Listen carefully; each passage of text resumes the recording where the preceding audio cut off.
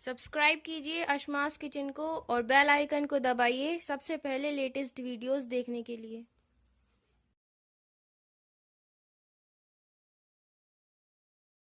Hi friends, my name is Safak and she is Rosa. Welcome to Ashma's Kitchen.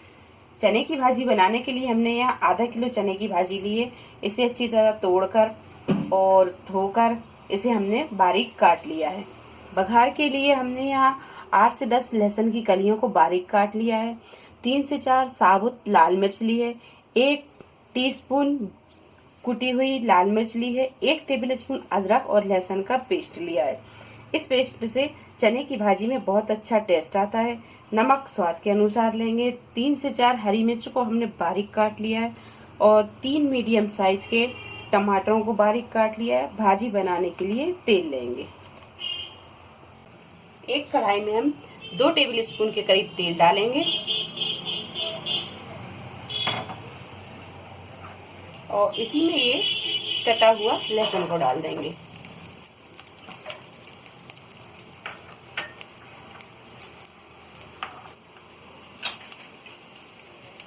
लहसुन को हल्का सा हम फ्राई करेंगे।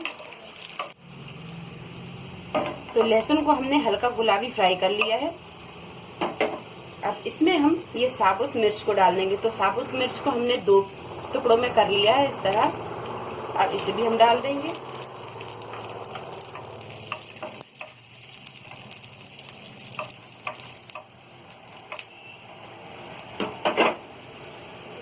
इसके बाद ये हरी मिर्च डाल देंगे। हरी मिर्च को फ्राई करने के बाद में अब इसमें हम अदरक और लहसुन का पेस्ट डाल देंगे।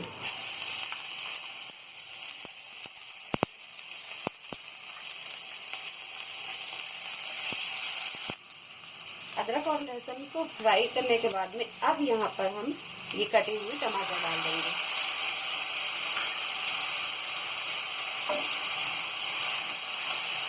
टमाटर को हमने 1-2 सेकंड हल्का सा फ्राई किया है। अब इसके बाद में हम ये भाजी को डाल देंगे।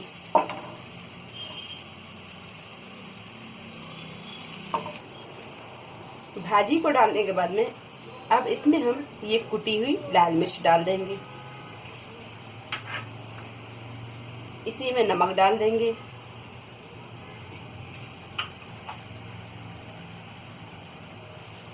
नमक और मिर्च को हम मिक्स कर देंगे और गैस को यहाँ मद्दा करेंगे और इसे ढककर 5 से 7 मिनट हम पकने देंगे और बीच में से एक बार हम इसे चला लेंगे।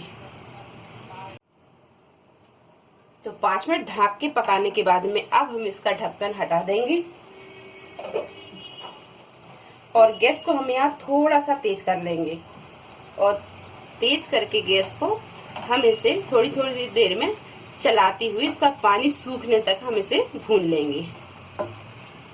तो ये भाजी का सारा पानी देखिए सूख गया है। तो ये चने की भाजी तैयार हो गई है। अब यहाँ पर हम गैस को बंद कर देंगे और इसे अब एक डिश में हम निकाल लेंगे। और इस भाजी के साथ आप मक्के की पूरी या बाजे की रोटी से आप इसे खाएं। ये बहुत ही टेस्टी लगती है।